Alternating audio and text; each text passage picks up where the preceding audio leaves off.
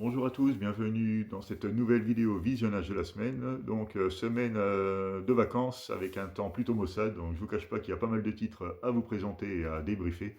C'est pour ça que j'ai été assez rapide, hein. Je vais pas perdre trop de temps sur chaque film pour éviter de faire une vidéo trop longue, hein. Surtout qu'en général, elles sont regardées qu'à 3-4 minutes pour les vidéos d'une demi-heure. Donc, ça sert à rien de faire trop long, hein, Puis je vous comprends, hein, moi-même, les vidéos trop longues, j'ai du mal à les finir, donc clairement.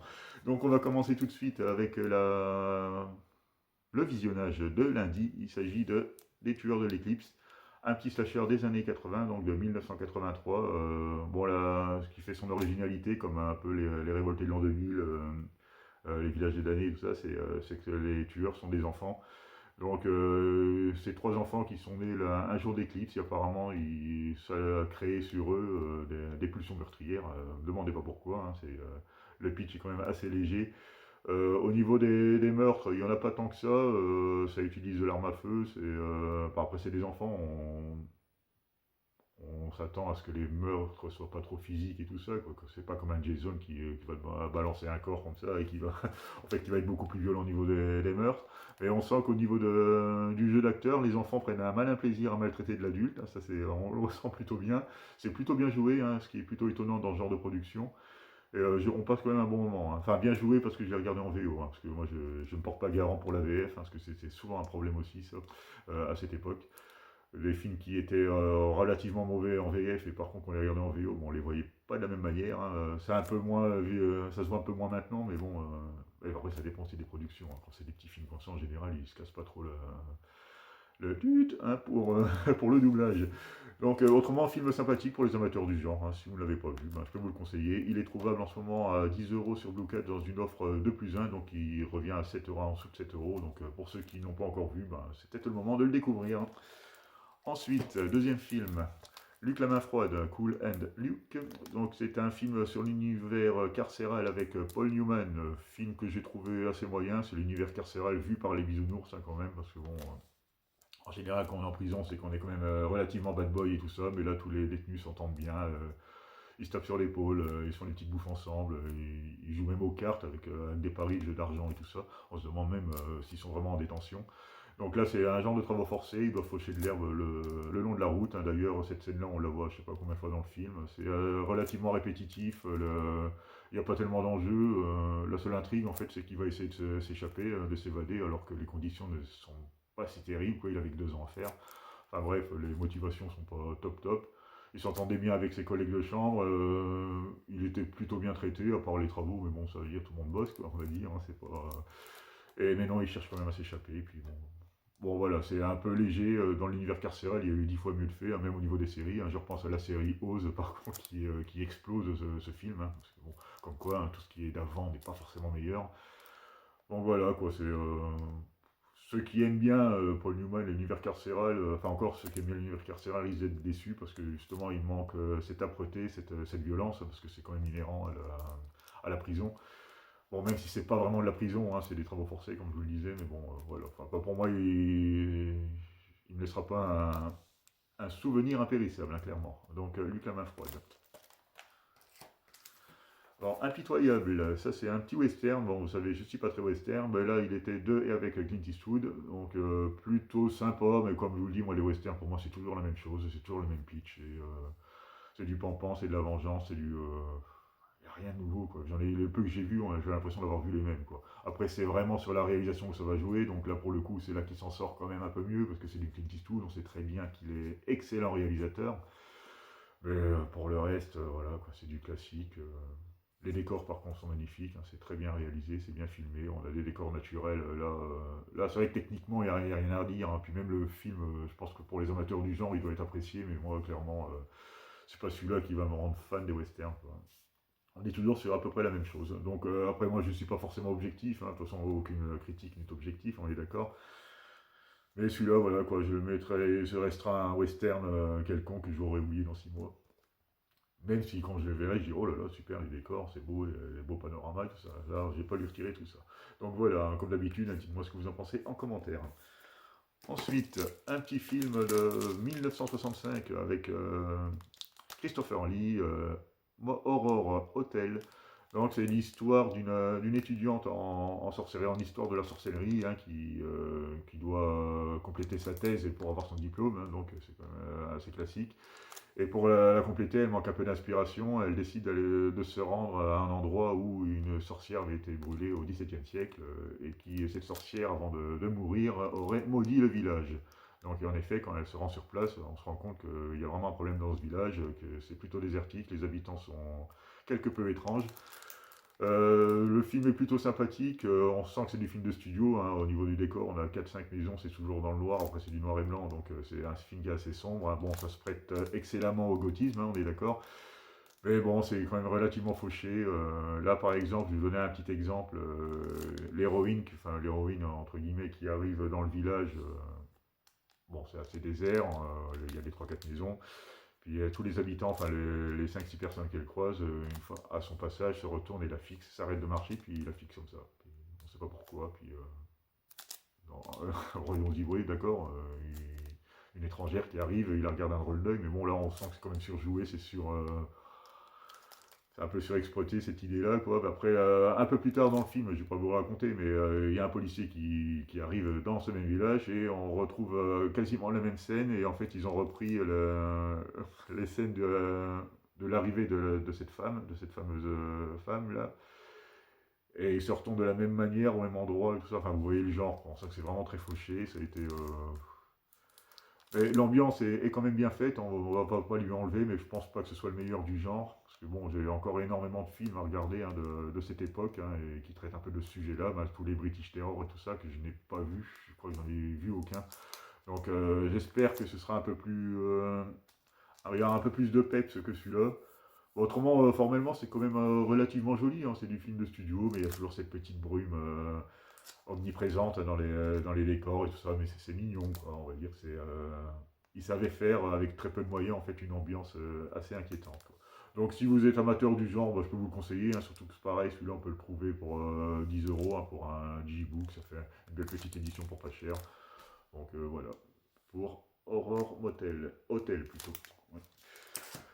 Ensuite, Chambre 1408, une adaptation de Stephen King, hein. Donc ça raconte un écrivain qui a succès, bah, de romans, de nouvelles d'horreur, hein, et qui traite particulièrement des endroits hantés, hein, des maisons hantées, des cimetières hantés. Il a fait, c'est un peu le thème de ses bouquins. Là, par exemple, il avait écrit les 10 cimetières les plus hantés, ou après, etc., quoi. Alors, après, là, du coup, il est toujours en quête d'endroits réputés hantés pour s'inspirer et pour écrire ses futurs romans, quoi. Donc là, lui-même est sceptique, parce qu'il n'y croit même pas à ce qu'il fait. Donc, mais bon, jusqu'à ce qu'il tombe sur la chambre 1408, où là, il va se rendre compte que ça existe bel et bien, puis il s'en remettra pas, quoi. Donc en gros, bon, ce film est plutôt sympathique, hein, c'est une plutôt bonne adaptation, hein, dans la moyenne. C'est plutôt bien joué, il y a quand même Samuel L. Jackson et Cusack, comment c'est, ouais, John Cusack. Bon, c'est sympa, mais c'est pas ce qu'il y a de mieux dans les adaptations de Stephen King, mais c'est pas ce qu'il y a de plus mauvais non plus. Donc, si vous aimez Stephen King, vous aimez son ambiance, que là, du coup, on le reconnaît, hein, son ambiance, hein, clairement, hein. De toute façon, c'est encore un écrivain, et quand vous lit la moitié des romans de Stephen King concernent le héros est un écrivain, quoi. C'est quand même un truc qui lui tient à cœur, c'est à la limite autobiographique, quoi. Mais bon, c'est plutôt sympa, quoi. On passe quand même un moment agréable. Et le film est plutôt réussi, même s'il commence à dater un petit peu maintenant, quoi, mais ça va. Pour les amateurs du genre. Ensuite, j'ai regardé donc le Master Band 7, je le connaissais déjà, je l'avais déjà vu, bon, il est excellent, je ne vais pas revenir dessus, c'était juste pour vérifier en fait le Master. Le Master est très bon, pour ceux qui hésitaient, ben, allez-y, hein, le HDR comme d'habitude fait le taf. Surtout que c'est un film qui est relativement sombre, donc là pour le coup c'est bien utile. Pour la petite info, j'avais la tranche qui était cassée, hein, sur mon édition que j'avais acheté à la base. Donc j'ai réussi à retrouver un steelbook avec le Blu-ray sur Vinted à 12 euros. Donc j'ai racheté le steelbook pour avoir une tranche nickel. Bon, après, vous savez que j'aime pas trop avoir des steelbooks à défaut. Donc ça m'a coûté 12 balles. L'autre, je l'ai remis quasiment au même prix en vente. On verra s'il part à ce prix-là, ben, j'aurais rien perdu. Mais bon, voilà, quoi, ça se tente. En plus, j'avais eu les frais de port gratuits, parce que de temps en temps, ils le font sur Vinted. Donc j'ai pas eu de surcoût, quoi. Donc je l'ai remplacé et il est tout nickel et je préfère ça. Donc j'ai bien revu cette scène-là, hein, la fameuse scène où il pourchasse et finalement, enfin, c'est Brad Pitt, hein, qui se fait visé par un inconnu, hein, qui est un peu trouble, hein, qui est, enfin, je ne vais pas vous le dire, parce qu'ils n'ont pas vu, un tel qu'ils n'ont pas vu. Donc voilà, mais bon, très bon master, le film est toujours aussi bon, il vieillit bien, et bon, voilà, je ne vais pas vous faire l'insulte de vous le représenter complètement. Voilà pour Seven. Petite curiosité de la semaine, un petit film comédie noire belge, donc là vraiment belge chez belge, hein, quand on a du 70, du 90 et tout ça, quand ils en parlent, donc pour le petit pitch, c'est une secrétaire, hein, dans une petite boîte de produits ménagers, de produits d'entretien, qui est vraiment traitée comme une esclave, on va dire. Et là, c'est du machisme à fond, quoi. Et les gars sont toujours en train de se foutre d'elle et tout ça, quoi. Puis juste bonne à faire le café. Et en plus, elle occupe au moins 5 6 postes différents. Enfin voilà, hyper polyvalente et tout ça. Puis elle n'est pas reconnue pour son travail. À chaque fois qu'elle demande une augmentation, elle est envoyée bouler, quoi, pour des excuses plus ou moins bidons. Puis bon, au bout d'un moment, ça s'échauffe un peu dans le bureau du patron. Puis hop, il y a eu un accident. Et hop, elle tue son patron. Donc c'est un peu le pitch de départ. Puis après, bon, au début elle est choquée et tout ça, mais après finalement elle va y prendre goût. Alors tous ses collègues de travail vont quasiment y passer. Bon après c'est pas forcément elle qui va les tuer directement, mais c'est vraiment la faute à pas de chance, quoi. Mais bon, ça va en faire d'elle une tueur en série, mais un peu à ses dépens. C'est une comédie noire plutôt sympathique, hein, c'est très théâtral au niveau du jeu. L'actrice principale, je l'ai trouvée plutôt bonne parce que c'est drôle. Bon, ne vous attendez pas à du grand film, hein, c'est très théâtral, hein, mais franchement, c'est une petite curiosité, hein. Je crois que je l'avais eu sur Vinted à 1 euro. Non, pas sur Vinted, chez Noz à 1 euro. Alors, si vous ne le connaissez pas, vous pouvez le prendre. Franchement, vous allez passer un moment assez drôle, hein, et puis surtout qu'il n'est pas long. Voilà. Après, il faut aimer, c'est particulier, hein, parce que vous attendez pas à avoir un gros budget ou une grosse réalisation là-dessus. Mais moi, franchement, ça m'a plu. Donc, la petite curiosité, l'employé du mois. Ensuite, j'ai regardé Sissou, un petit film d'action comme on les aime, bien bourrin, avec de la baston, du sang. Et bon, là, la différence qu'il y a avec les autres du genre, on va dire, c'est que c'est pas le héros qui a perdu un de ses proches et tout ça et qui va vouloir la venger. Là, c'est juste pendant la Deuxième Guerre mondiale, un gars qui s'est retiré, un ancien commando, un ancien vétéran. Mais de toute façon, c'est un gars qui sait se battre, hein, parce qu'avec tout ce qu'il va faire après, bon, on imagine. Mais bon, c'était la terreur dans son régiment, hein, et donc quand il a été à la retraite, on va dire, entre guillemets, ben, il s'est reculé dans les terres, je ne sais plus où ça se passe, en Laponie, voilà, dans la nature sauvage et hostile de la Laponie, et en fait il se fait chercheur d'or, là. Mais là il va tomber sur un gisement assez important, et il va retrouver des grosses pépites qu'il va essayer de protéger des méchants nazis qui occupent le territoire. Donc voilà, ça part du speech. Donc il va se faire agresser par les fameux nazis et laisser pour mort, et bien sûr, ça va pas s'arrêter là. Il va se relever, puis les dégommer tous un à un. Bon, on part un peu dans le grand n'importe quoi sur certaines scènes, mais bon, c'est marrant, c'est du popcorn, c'est parfois bien violent, et franchement, ça fait le taf. On passe un moment plutôt agréable avec ce genre de film. Bon, faut être amateur du genre, hein, comme souvent. Et là, on s'attache au personnage, Non, c'est bien, franchement, un bon petit film d'action, qui pour le coup me marquera peut-être beaucoup plus que certains autres films que je vous ai présentés avant. Pas forcément pour sa qualité, mais justement même par le propos et par les scènes qui sont quand même relativement intéressantes. Ensuite, j'ai rattrapé là, un film de Tim Burton, Big Eyes. Bon, ça c'est un film qui est beaucoup moins fantaisiste et fantasque que ses productions. Oh, comment je pourrais dire ça? Alors, un trou. En fait, voilà, de ce qu'il fait d'habitude, quoi, on va dire. Donc là, c'est une histoire vraie, hein, donc d'une peintre qui va avoir peiné à imposer son travail, puis un jour, ce travail va être repéré par cet homme, et bon, qui se fait passer ou qui est peintre lui également, et qui va trouver son travail intéressant. Donc va s'en suivre la petite séance de drague et tout ça, puis ils finissent par se marier plutôt rapidement, hein, d'ailleurs. Et de fil en aiguille, bah, ils vont faire des salons, parce que ça commence à avoir une petite renommée et tout ça. Ils vont faire des vernissages, hein, comme on dit, là, où ils vont exposer les toiles. Voilà, c'est dans un café, je crois qu'ils louent les murs d'un café pour exposer ces fameuses toiles. Et lui, petit à petit, pour les vendre, ben, il va petit à petit usurper l'identité, comme elle porte le même nom que lui de fait, hein, avec le mariage, et ben, en fait, il va s'approprier son travail, quoi. Donc après, c'est le pitch de départ. Après, il va se passer plein d'événements. Donc le film est vraiment plutôt intéressant, un très bon Burton pour moi, hein, même si on s'éloigne un peu de ses thèmes de prédilection. Si vous ne l'avez pas vu, franchement, vous pouvez vous jeter dessus, parce que bon, en plus, c'est tiré d'une histoire vraie, et en effet, à la fin du film, c'est un peu documenté sur ce que font les protagonistes, sur ce qu'ils ont fait les protagonistes suite à ces événements, quoi. C'est une grosse arnaque au niveau de l'art. Donc à découvrir, hein, pour ceux qui n'ont pas vu. Alors après, j'ai regardé Amsterdam. Donc là, c'est un film assez particulier, hein, qui était en solde, je pense que vous l'avez tous vu, qui était en solde à la FNAC lors des soldes d'hiver. Donc c'est par le réalisateur d'American Bluff et Happiness Therapy, hein. Donc c'est David O. Russell, avec énormément de très bons acteurs, hein. Là, pour vous citer, il y a Christian Bale, Margot Robbie, Chris Rock, Anya Taylor-Joy, Mike Myers, Michael Shannon, Robert De Niro, Rami Malek. Vous avez vu quand même Taylor Swift. Il y a énormément en fait de très bons acteurs. Le pitch de départ, bah, c'est un médecin donc qui a été méchamment amoché pendant la guerre, hein. Ça se passe encore pendant la guerre, ça va être la Deuxième Guerre mondiale également. Je ne suis pas sûr du coup. Enfin voilà, quoi, il ne le précise pas forcément.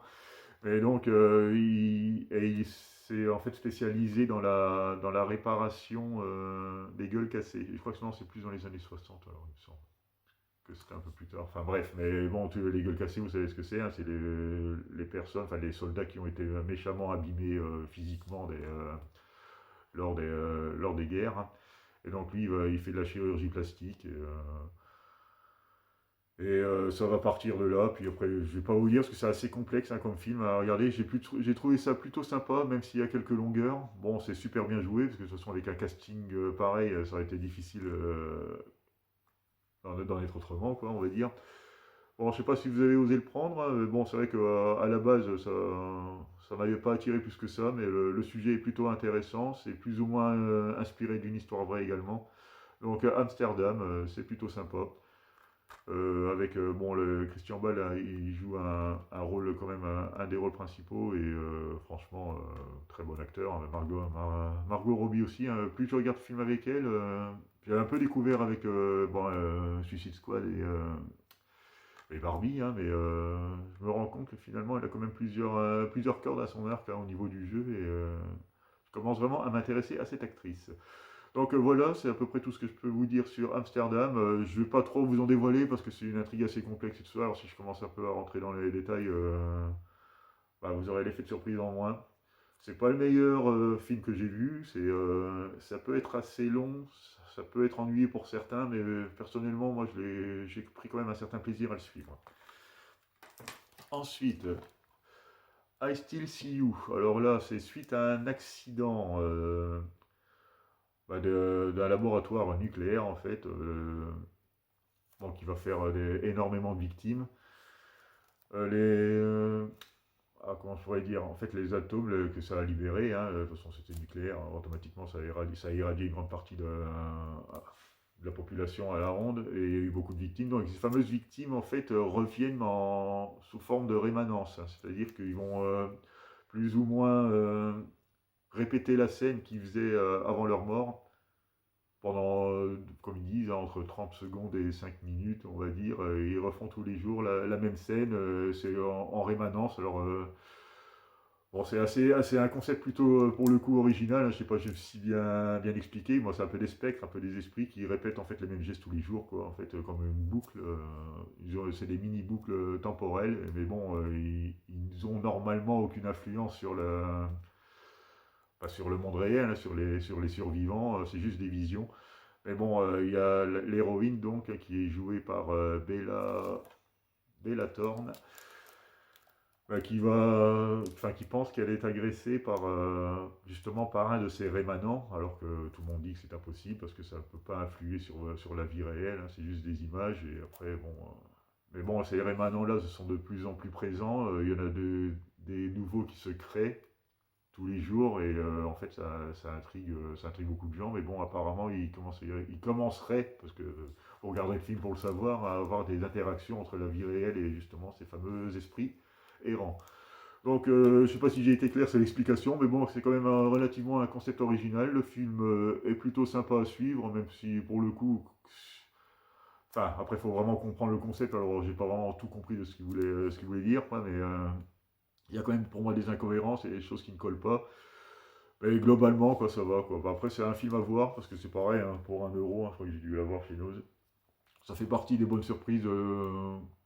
On n'attend rien de ce genre de film, puis finalement on dit tiens, ils ont quand même osé, bah, c'est tiré d'un roman aussi, alors donc ils ont quand même osé un concept plutôt original. Après, est-ce que le concept a été vraiment poussé jusqu'au bout?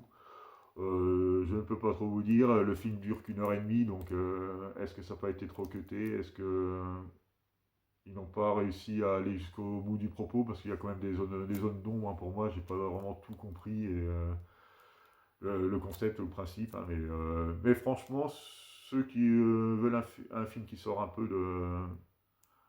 des films d'esprit et de fantômes habituels, ben celui-là peut faire le taf, hein. Alors, dites-moi en commentaire si vous l'avez vu, parce que pour le coup, votre avis m'intéresserait, parce que, alors soit c'est moi qui suis un peu bête et j'ai pas compris, et j'ai pas tout compris, ou alors c'est qu'il me manque vraiment des éléments pour la bonne compréhension de ce film. Ensuite, dans la série Action décomplexée, ben, j'ai regardé Monkey Man. Bon, là, comme vous avez vu, j'ai acheté Sisu. La dernière fois, je vous avais présenté Kill. Et là, c'est un peu dans le même genre, hein. Ça, c'est un film de Dev Patel, un film indien. Bon, le film est plutôt sympathique, même si pour moi, il y a un ventre mou. Au début, le film est plutôt original, puis après, ça retombe un peu plus dans le classique, avec un peu le rythme. Pas vraiment un rythme, mais le gars il va un peu s'entraîner, il va taper dans un sac, après il va revenir plus fort pour se venger. En fait, lui, son boulot à la base, c'était il a un peu le punching ball de combat clandestin, c'est-à-dire il va être affublé d'un masque de singe, hein, d'où son nom. Et en fait, il gagne sa vie comme ça, quoi. Il fait. il- En gros, il y a trois, on va dire, il y a 3 rounds dans un match, hein, pour essayer d'être clair. Il y a 3 rounds dans un match, il va gagner les 2 premiers à l'aise, puis après le troisième, il va se coucher, quoi, en fait, il va se laisser casser la maroulette volontairement, et pour faire en fait écrouler les paris, et voilà, quoi. En fait, c'est un peu des paris truqués. Lui, il s'en prend plein la gueule, et c'est un peu son boulot. Mais après, au bout d'un moment, il va en avoir marre, et puis bon, il va essayer de se retirer de tout ça, mais bien sûr, les personnes qui sont derrière tout ça vont pas être d'accord, parce qu'eux, ils s'enrichissent bien avec ce concept, et bien sûr, une fois qu'il va plus vouloir jouer le jeu, en gros, ils vont essayer de le buter, quoi. Bon, ils y arrivent plus ou moins, après, à la limite, quoi, puis après, il va partir vers un maître spirituel après ça, autant le concept à la base du film avait plutôt plu, mais après, je veux dire, on tombe un peu plus dans le classique, quoi, hein. On flirte un peu sur le John Wick, hein, le côté rite initiatique et tout ça, puis après il revient plus fort. Il m'a un peu perdu, hein. Il y a vraiment un ventre mou à partir d'une heure 10 du film, c'était un peu plus long. C'est pour ça que je le mettrais quand même un peu en dessous des 2 films que je vous ai cités précédemment. Mais bon, ça reste pas mal, hein, pour une première réalisation, parce que c'est la première réalisation de Dev Patel, qu'on avait notamment vu dans Slumdog Millionnaire, hein. C'est vrai que je ne l'avais pas reconnu tout de suite. Et bon, non, ça va, pour une première réalisation, c'est quand même pas mal, quoi. Donc, Monkey Man, à voir pour la curiosité. Après, si vous aimez le genre, il peut très bien passer. Il est pas mauvais, hein, clairement pas, hein, c'est plutôt bien réalisé. Mais ultra cuté par contre aussi, au niveau des scènes de combat. Ouais, ça j'ai oublié de vous le dire aussi. Pourtant, c'est bien chorégraphié, parce qu'on sent que c'est pas, ils font pas n'importe quoi. Mais c'est ultra cuté, c'est un peu épileptique comme montage sur les scènes d'action, et ça j'avais apprécié le moyen aussi. Donc voilà, bah, pour ceux qui veulent l'essayer, bah, Monkey Man, c'est pas trop mal quand même. Ensuite, Dernière maison sur la gauche. Donc, alors celui-là, je vais nettement plus mitigé parce que bon, un classique pour moi, non, clairement pas. Hein, il est pas, il est vraiment pas fou comme film. La restauration est très moyenne. On retrouve bon, du 4 tiers, mais ça c'est normal que le format soit respecté à la limite. Mais il y a un grain pour moi qui est trop présent. Bon, après, il y en a qui vont dire, oh, le grain c'est merveilleux, mais moi non. Là, l'image est dégueulasse, hein, clairement. Je vois vraiment pas l'intérêt même de l'avoir ressorti en Blu-ray parce que ça n'apporte vraiment pas grand-chose. Donc le film est très moyen. Bon, cette édition, je l'ai payé à 35 euros. Bon, c'est. Vu le film que c'est, pour moi, du coup, c'est trop cher. Parce qu'il était quand même sorti à 50 balles. Et là, j'ai vu que sur Blue Cat, dans une offre, et il est à 29,90 dans une offre 2 plus 1. Donc vous pouvez la toucher à 20 balles. Bon, après, ceux qui aiment bien les éditions, ceux qui veulent un peu compléter la filmographie de Wes Craven, pourquoi pas. Mais bon, clairement, le film ne m'a pas plu. C'est très moyen, pas toujours cohérent. Bah, ultra classique, hein, finalement. Vous allez me dire, oui, mais c'est un film des années 60, 70, 72, je crois. Donc, il est assez ancien. Donc, ok, il a peut-être installé quelques bases, et encore, je ne suis pas persuadé. Mais bon, j'ai pas forcément apprécié le film. Ouais, j'ai pas forcément aimé, quoi. Puis après, bon, le dénouement, le fait que les protagonistes se retrouvent chez les parents des victimes et tout ça, j'ai trouvé ça un peu facile. Non, franchement, pour moi, je remets vraiment en cause l'intérêt de faire ce genre d'édition, hein, plutôt luxueuse pour ce genre de film. Hein. Je pense qu'il y a des films qui sont beaucoup plus réussis que ça et qui mériteraient ce genre d'édition, parce que là, franchement, pour moi, ça ne méritait pas une culte édition, quoi. Une restauration, enfin même pas une restauration, parce que la restauration est vraiment très moyenne.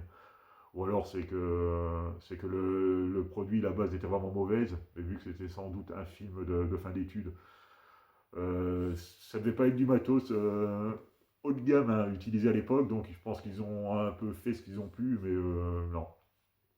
Pour moi c'est un coup d'épée dans l'eau, j'ai pas apprécié. Donc autrement, il y a eu un remake en 2009, et celui-là par contre que je trouverais beaucoup plus légitime, parce que quand la base est pas terrible, refaire un remake peut être intéressant. Et apparemment il est pas trop mal noté.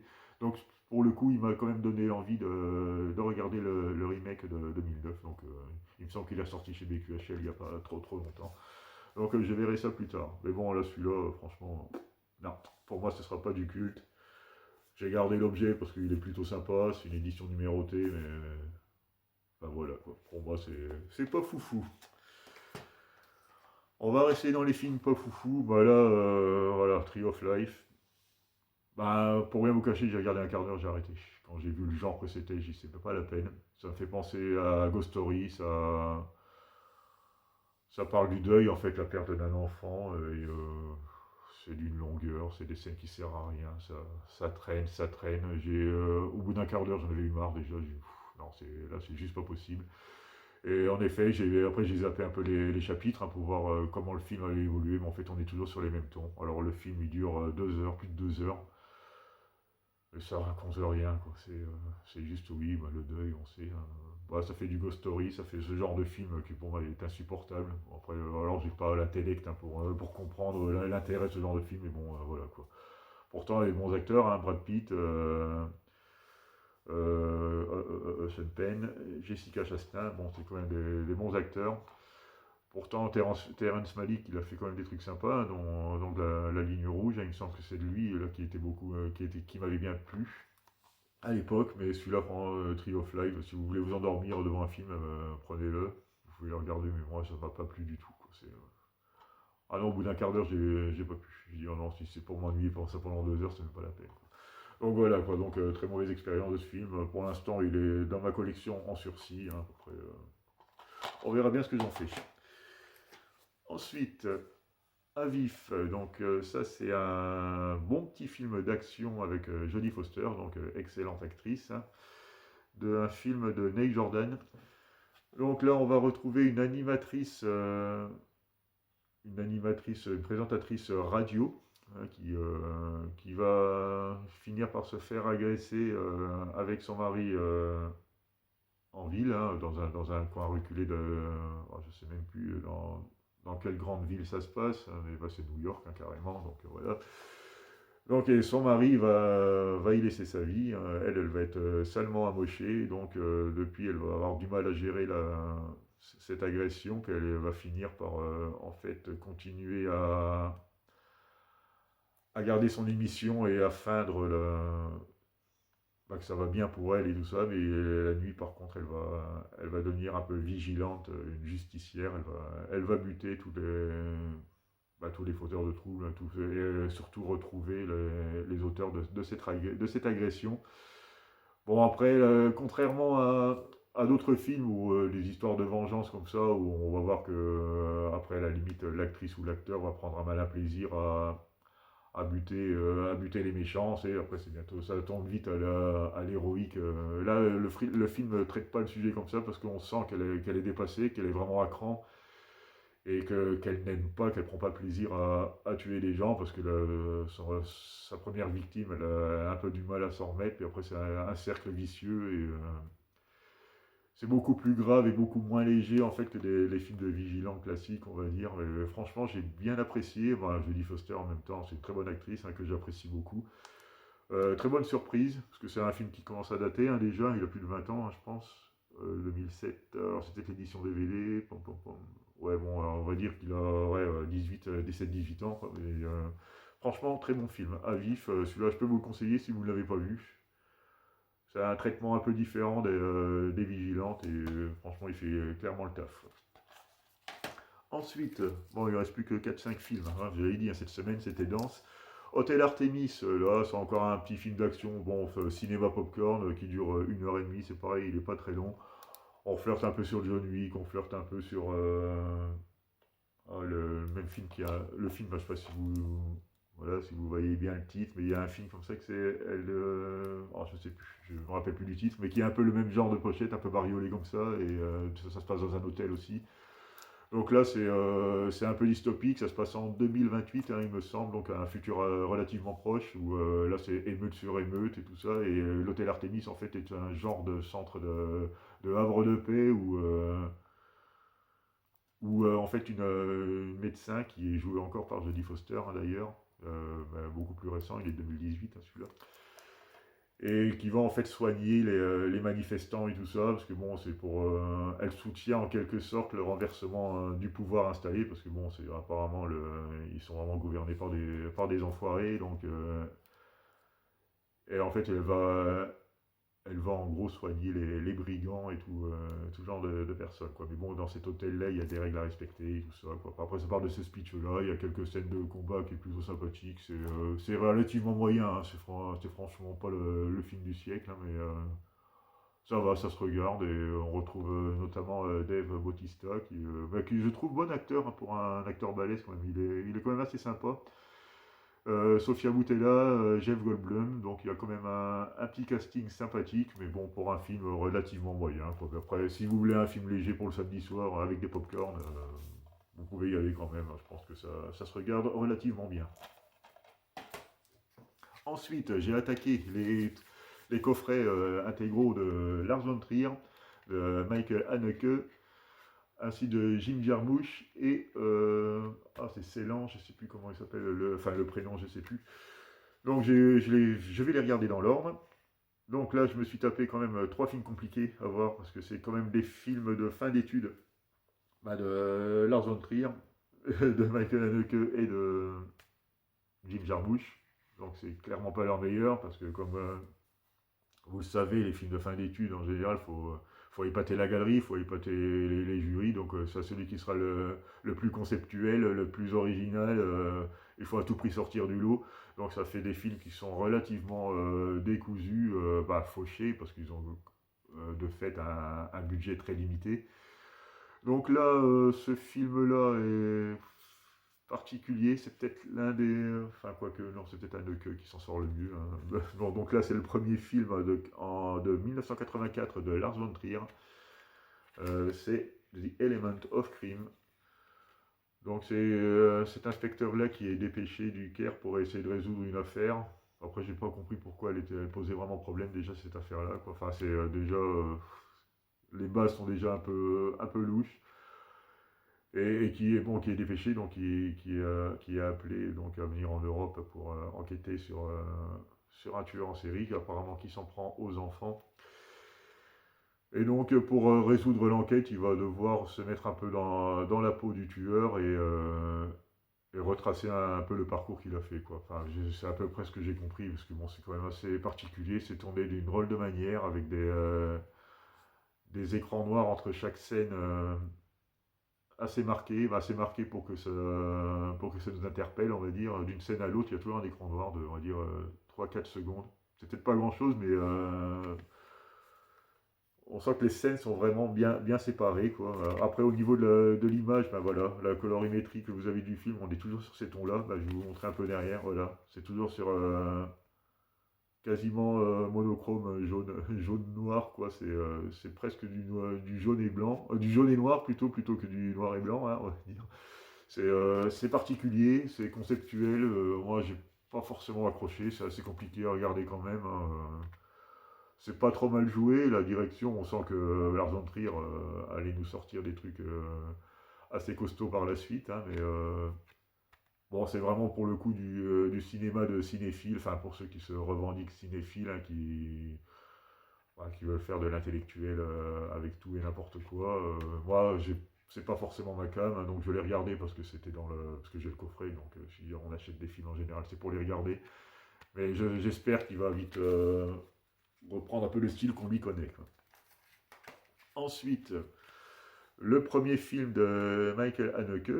Donc celui-là, c'est un réalisateur autrichien, il me semble. Donc le septième continent, film pareil, assez compliqué. Ça raconte un peu l'histoire d'une famille, donc père, mère et leur fille, donc